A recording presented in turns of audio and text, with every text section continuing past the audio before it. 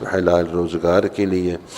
ایک تو اس میں ایک نسخہ ہے کہ کوئی بھی کھانے پینے کی چیز ہاتھ دھوئے بغیر نہ کھائی جائے، یہ مجرب نسخہ ہے رزق میں کشادگی کا۔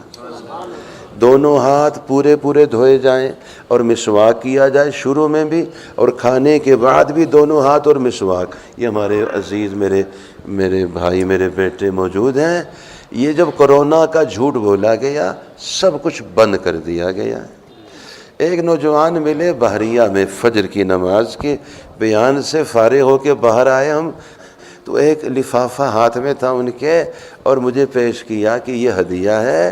میں نے آپ سے عرض کیا تھا کہ میرا روزگار نہیں ہے، کوئی معاشی سلسلہ نہیں۔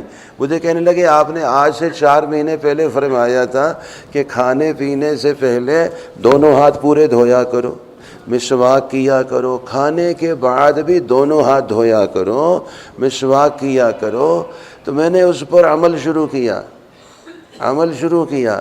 اللہ تعالیٰ نے میرے رزق کا روزگار کا ایسا وافر بندوبست کیا ہے کہ میں یہ اتنا قیمتی عطر، یہ ہدیہ اسی میں سے لایا ہوں آپ کے لیے۔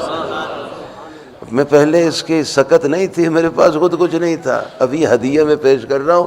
یہ میں بتانے کے لیے وہ کہنے لگے میں عرض کرتا ہوں کہ آپ کے علم میں ہو کہ وہ وظیفہ، وہ نسخہ میں نے اپنایا، اللہ تعالیٰ نے آنکھوں سے مجھے اس کا نتیجہ دکھایا۔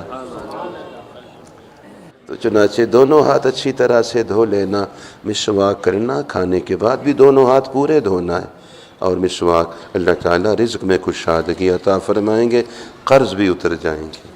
قرض پہاڑ جتنے، میری بات واضح رکھی ہے، پہاڑ جتنے قرض آپ کو اترتے ہوئے پتہ ہی نہیں چلے۔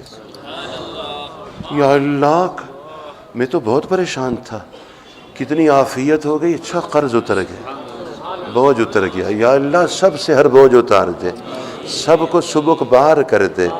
سب کو سبک کہتے ہیں ہلکا بار، بوجھ، سب کے بوجھ ہلکے۔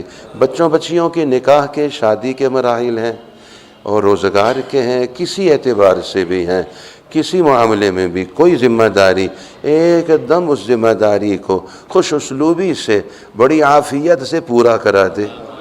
ہمیں تھکنا نہ پڑے، ہمیں لگنا نہ پڑے، ہمیں الجھنا نہ پڑے، بڑی عافیت کے ساتھ آسانیاں، مہربانیاں، ارزانیاں، خاص مہربانیاں، خاص اپنی خاص رحمت کی فراوانیاں ہم سب کا مقدر بنا دے۔